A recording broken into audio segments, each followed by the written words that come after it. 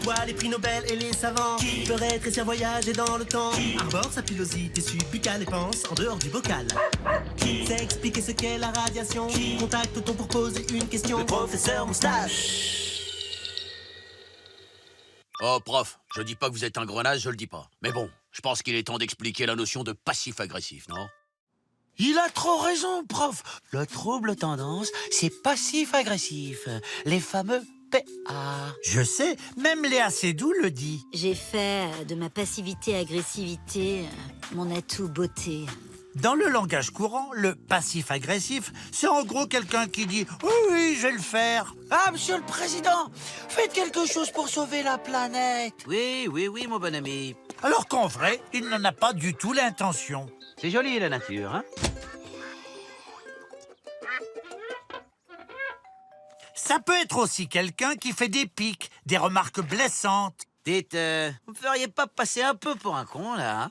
mais qui va nier ou minimiser son agressivité. Mais non, monsieur le président. Oh, c'est pour rire. Andouille.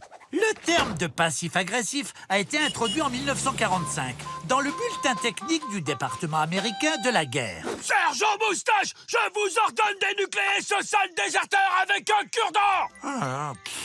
Le but était de décrire les soldats qui n'étaient pas ouvertement insubordonnés, mais qui esquivaient leurs devoirs, soit par des plaintes.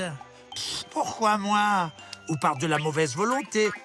Il m'aide pas, hein, puis il est pas pratique ce cure-dent. Par de la procrastination. Ouais, vous n'avez pas les mêmes cure-dents, mais en plastique. Ou de l'incompétence volontaire. Ben quoi? Et soudain, chers spectateurs, vous vous dites procrastination, manque de volonté, retard. Mais c'est la définition de mes collègues. Madame Pichon, toujours à la bourre. Là, Josiane mauvaise foi. Et Kevin cause toujours.